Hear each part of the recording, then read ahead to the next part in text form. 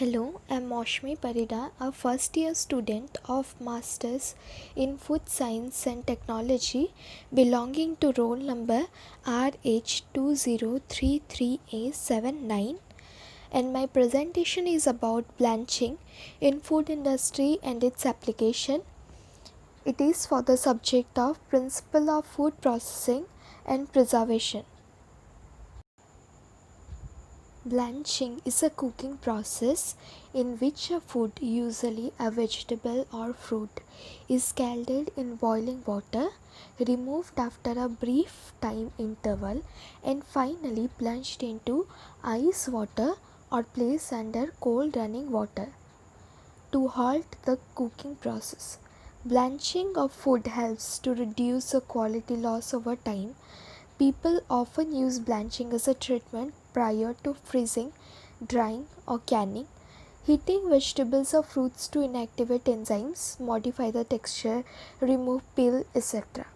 Blanching is also utilized to preserve the color, flavor, and nutritional value. The process has three stages: preheating, blanching, and cooking.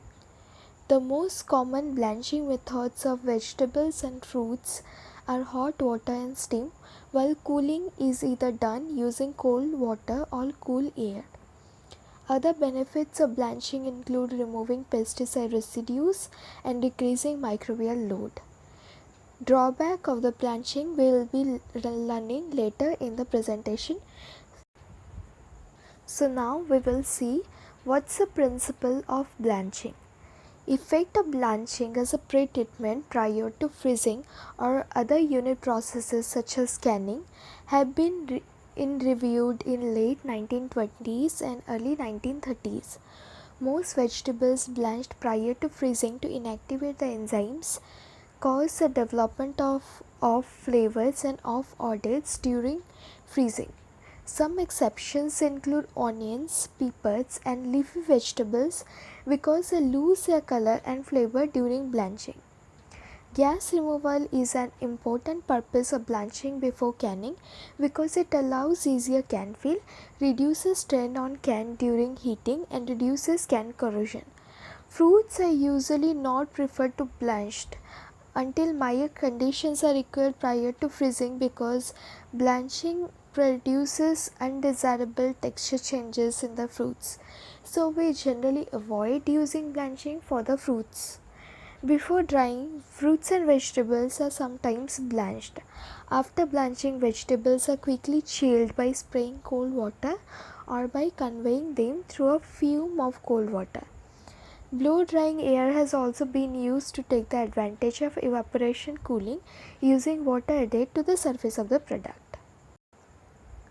What is the mechanism behind this process? We know plant cells have discrete membrane-bound structures contained within a semi-rigid cell wall. The outer cell wall in the cytoplasmic membrane acts as a barrier and creates a turgor pressure within the cell. The loss of turgor pressure leads to the softening of the tissue. Within the cells, we know there are a number of cell organelles including nucleus, endoplasmic reticulum, vacuoles, chloroplast, chromoplast, etc. They are compartmentalized. This compartmentalization is essential for various biochemical and physical processes to happen in a harmony inside the cell. They also have a division of labor to reduce the work and maintain a specified work to a specific cell organelle. Blanching causes the cell death and hence causes physical and metabolic chaos within the cells. The heating effect leads to enzyme destruction as well as damage to the cytoplasmic and other membranes, which become permeable to water and solute. An immediate effect is the loss of turgor pressure. Water and solute may pass into and out of the cell, a major consequence being nutrient loss from the tissue. Also, cell constituents which had previously been compartmentalized in subcellular organelles now will become free to move within the cell and will interact with each other. The following factors affecting blanching time: the type of fruit or vegetable, the size of pieces of the food, blanching temperature, and the method of heat. What's the purpose of blanching? Blanching of food, especially vegetables, is done to achieve many objectives as mentioned a little above, the main of which is firstly to frequently inactivate the enzymes. Inactivation of enzymes, if not done, would further lead to quality reduction in processed product. For example, the unblanched processed food, when kept for freezing, deterioration could take place during any delay prior to processing, during freezing, during frozen storage, or during subsequent thawing. It is important to inactivate quality changing enzymes, that is, enzymes that will give rise to the loss of color, texture, production of off odors and flavors, or breaking down of nutrients. Many such enzymes have been studied, including a range of peroxidase, catalysis, and lipooxygenase. The effectiveness of blanching is mainly judged by the inactivation degree of peroxidase. Peroxidase and polyphenol oxidase show mainly the effectiveness of blanching because they are easily measured compared to other enzymes. The peroxidase, that is POD, is a heme containing enzyme that is commonly found in plants. It can catalyze a large number of reactions that are closely associated with quality deterioration in raw and unblanched products. Peroxidase enzyme can be combined with endogenous hydrogen peroxidase to produce free radicals that react with a wide range of food constituents, including ascorbic acid, carotenoids, and fatty acids. Peroxidase is the most heat stable enzyme within the enzyme group responsible for quality deterioration during processing and storage of fruits and vegetables. It is well documented that the destruction of peroxidase assumes the inactivation of other enzymes responsible for the deterioration of the food quality. Polyphenol oxidase is another enzyme commonly used as an indicator for the effectiveness of blanching process. Peroxidase oxygenase, polyphenol oxygenase is present in nearly all plant tissues and can also be found in fungi, bacteria, and insects. Polyphenol oxidase can catalyze the hydroxylation of O-monophenols to O-diphenols to produce O-quinones.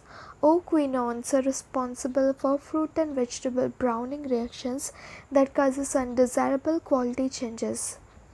Peroxidase is the most heat resistant enzyme and requires a long time blanching for complete inactivation, that is, over blanching. This could cause heavy loss of nutrients and increase the cost of energy.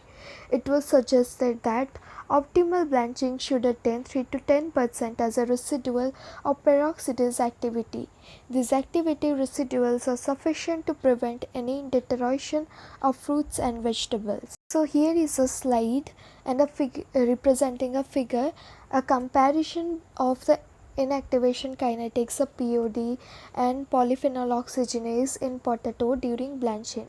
You can see the color degradation of the potato and can measure, and with this comparison we can measure the harmful reactions that can cause due to the blanching and the over blanching it needs. Second function is the removal of gases from the tissues of the food. Blanching causes the removal of gases from the tissues of vegetables or fruits, especially the intercellular gases. This is especially useful prior to canning, where blanching helps to achieve the vacuum in the containers, preventing expansion of air during the process and hence reducing the strain on the containers and the risk of misshapen cans or faulty seals. Third is the shrinking and softening of the tissue to facilitate packaging. Blanching further ensures shrinking and softening of the tissue. This is of benefit in terms of achieving filled weight into the containers. So, for example, it may be possible to reduce the tin plate requirement in canning. It may also facilitate filling of containers. Fourth is to preserve the natural texture. Calcium chloride is added to the blanching water to help to maintain the texture of the plant tissue through the formation of calcium pectate complexes. Some weight loss from this tissue is inevitable since water and solutes are lost from the cells during blanching. Fifth is the help in decontamination of the food. Blanching also acts as a final cleaning and decontamination process. It also removes pesticide residues or radionuclides from the surface of the vegetables, while toxic constituents naturally present such as nitrates, nitrates and oxalate are reduced by leaching.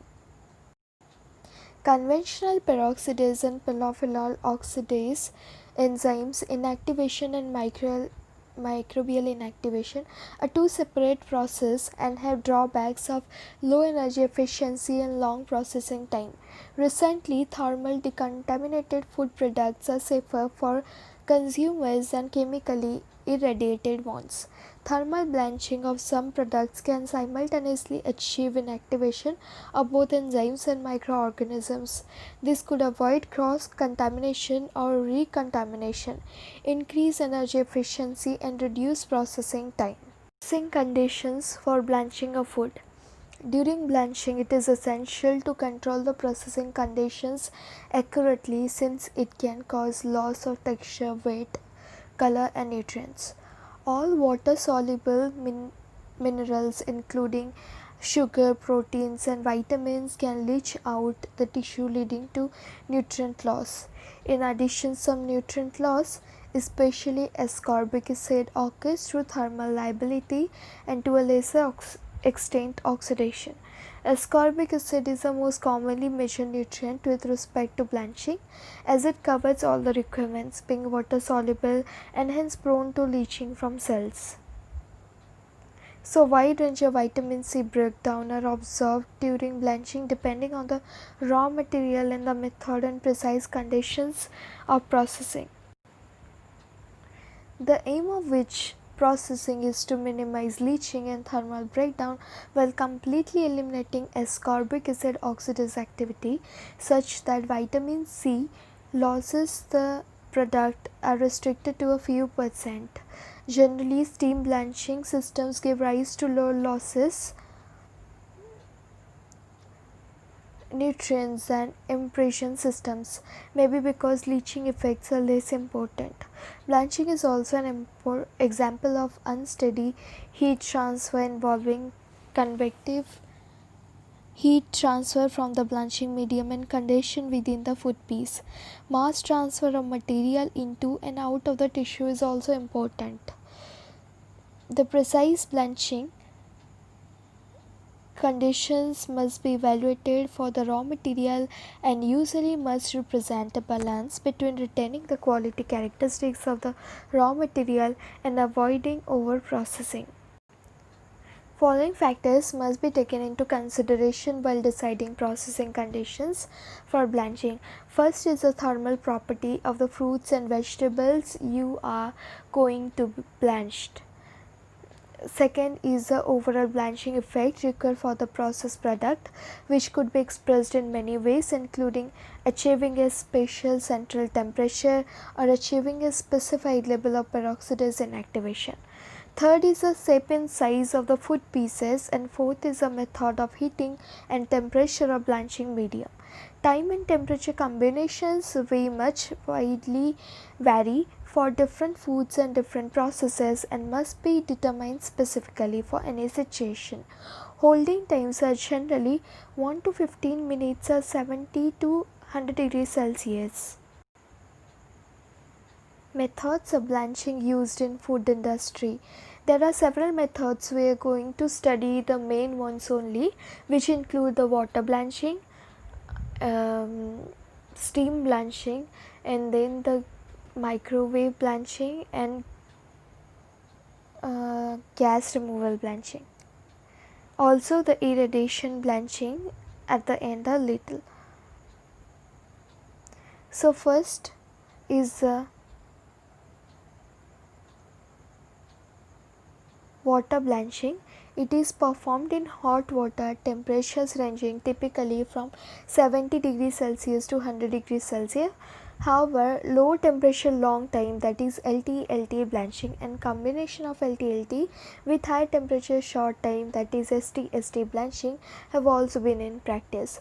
Water blanching results in more uniform treatment, allowing processing at lower temperatures. There are water blanchers that use a screw or Shen conveyor to transport the product inside the tank where hot water is added. Others also use a rotary drum to immerse and convey the product. Water is usually heated indirectly with steam in a heat exchanger. Therefore, steam quality does not need it to be food grade. Water blanching requires a longer processing times, resulting in increased leaching of minerals and nutrients such as vitamins, and produces effluents with large biological oxygen demand. Second is the steam blanching, which is mainly used for the cut and small products and require less time than water blanching because the heat transfer coefficient of condensing steam is greater than that of the hot water. However, because of the high temperature gradients between the surface and the center of the product, larger products or pieces can be over blanched near the surface and under blanched at the center to increase the heat transfer efficiency. Forced convection blanchers have been designed. As you can see here, the discharge chute is there and the cooking zone cylinder and infeed fumes. Steam blanching is more energy efficient and produces lower BOD and hydraulic loads than water blanching. In addition, nutrient leaching is reduced compared to water blanching, so it has some advantages over the water blanching. Microwave blanching come under the newer method of the blanching technique. Microwave blanching have been carried out using commercially available home microwave ovens and is in common practice in Europe and Japan. Industrial microwave can either be batch or continuous. Its main disadvantage is its higher cost of equipment. It is commercially used for the mushroom to inactivate the polyphenol oxidase and prevent browning, but it can now also is used for other vegetables. Combination of hot water with microwave blanching result in complete polyphenol oxidase inactivation in a reduced processing time. Microwave blanching are known to reduce nutrient losses as compared to the water blanching. Fourth type is a gas blanching. Hot gas blanching using flue gas with addition of steam to increase humidity and prevent product dehydration has been studied. This type of blanching has the advantage of reducing waste production and is comparable to conventional blanching with respect to nutrient retention, but often results in product weight loss. This approach is not currently used in many industries and needs further research. Fifth type is the infrared blanching, which include the long processing time in hot water and steam may negatively affect the product quality.